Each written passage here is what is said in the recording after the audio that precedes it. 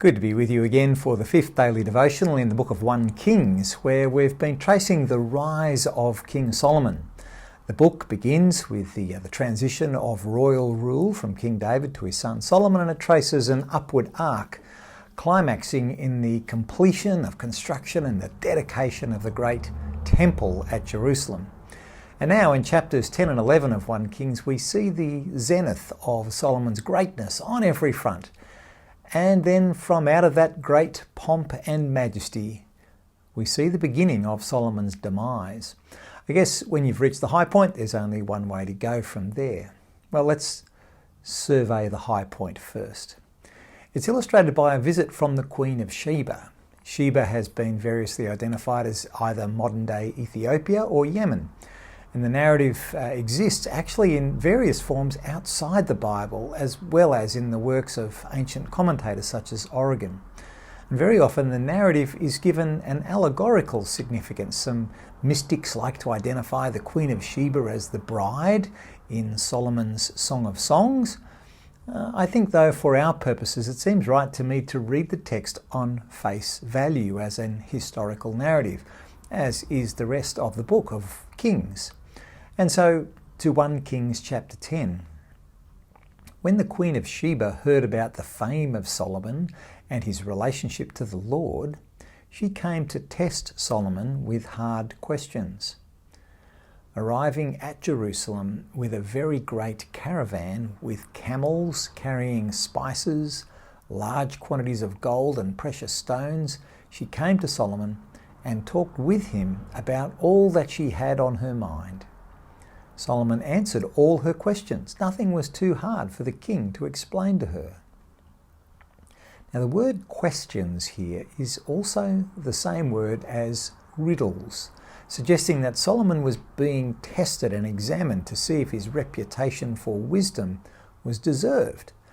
No doubt the queen was also interested in her own learning as well as proving Solomon. When the Queen of Sheba saw all the wisdom of Solomon and the palace he had built, the food on his table, the seating of his officials, the attending servants in their robes, his cupbearers, and the burnt offerings he made at the temple of the Lord, she was overwhelmed.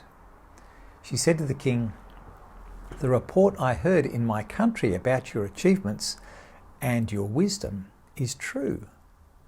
But I did not believe these things until I came and saw with my own eyes. Indeed, not even half was told me. In wisdom and wealth you have far exceeded the report I heard. How happy your people must be. How happy your officials who continually stand before you and hear your wisdom. Praise be to the Lord your God, who has delighted in you and placed you on the throne of Israel. Because of the Lord's eternal love for Israel, he has made you king to maintain justice and righteousness." And she gave the king 120 talents of gold, large quantities of spices and precious stones. Never again were so many spices brought in as those the Queen of Sheba gave to King Solomon. Now, these events serve to illustrate the greatness of Solomon in all his wisdom and wealth at the pinnacle of his reign. It's also a picture, just a figurative indication perhaps, of what it might look like for God's king to bring his blessing to all nations. We remember, of course, the promise to Abraham that through his offspring, God would bring blessing to all the nations. Usually we think of that only in terms of salvation, a forensic justification from sin. And although that's absolutely true and fundamental to enjoying God's blessing is a much greater category, and it includes all wisdom, knowledge, and the flowering of human rule over all creation on God's behalf. His blessing embraces all the spheres of human endeavour, of art and culture, of science, music and literature, and perhaps ultimately including wealth and riches. And so Solomon, and the Queen of Sheba exchange elaborate and valuable gifts before she returns to her country. And so in the rest of the chapter we have a catalogue of Solomon's great wealth. We read in verse 23, King Solomon was greater in riches and wisdom than all the other kings of the earth. The whole world sought audience with Solomon to hear the wisdom God had put in his heart. Year after year, everyone who came brought a gift. Articles of silver and gold, robes, weapons and spices, horses and mules. It's all very heady stuff, quite extraordinary really.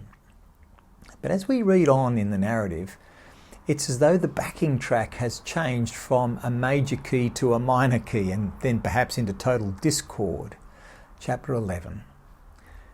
King Solomon, however, loved many foreign women besides Pharaoh's daughter, Moabites, Ammonites, Edomites, Sidonians and Hittites. They were from nations about which the Lord had told the Israelites, "You must not intermarry with them, because they will surely turn your hearts after their gods." Nevertheless, Solomon held fast to them in love. He had 700 wives of royal birth and 300 concubines, and his wives led him astray.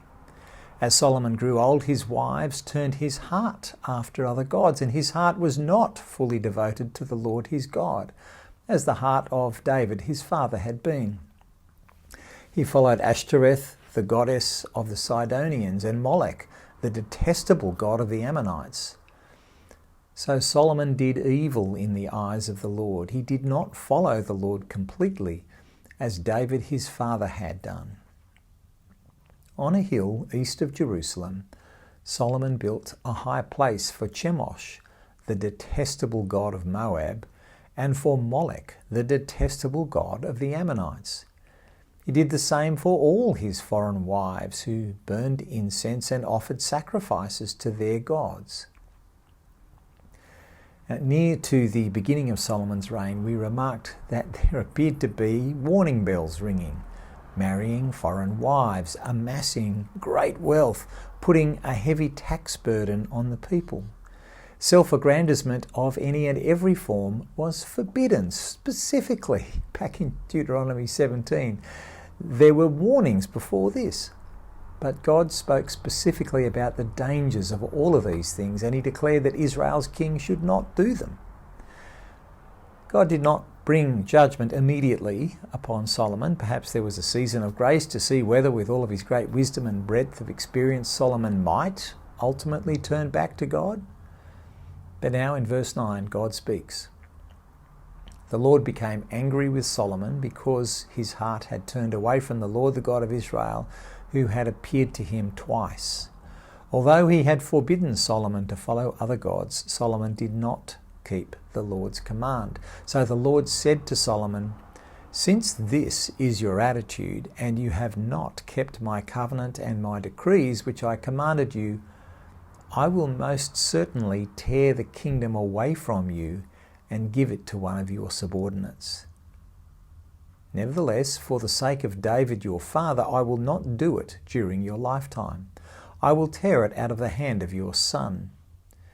Yet I will not tear the whole kingdom from him, but will give him one tribe for the sake of David my servant, and for the sake of Jerusalem, which I have chosen." So, what do we learn as contemporary readers of this text? How might the Christian benefit from the narrative of King Solomon? Look, I think there are many avenues for our reflection today, but for now, I think we do well to reflect on the insidious and stealthy nature of compromise. A person might begin well with good intentions and noble values, but once God's commands are broken, once his ways are left behind, perhaps slowly and subtly at first, then surely and inevitably, it can all fall apart very quickly. In short, sin is sneaky and it's deadly. If we entertain compromises with sin of any kind, we are in danger. Even though the Christian may not lose their salvation, that doesn't mean that they are insulated from the consequences of their sin here and now. And who knows what impact this may have in eternity. If you are aware of compromise in your life, if God's Spirit is convicting you right now of your need to change, if He's giving you that nudge about some particular sin, then know that God stands ready to forgive. His grace can still triumph. If this is your moment to turn away from that sin and turn back to God, knowing that He is merciful and ready to forgive and restore, well then, I urge you to do that now. Take whatever steps are necessary. I want to take a moment or two now just to reflect quietly on any areas of your life that the Spirit might bring to your attention for change.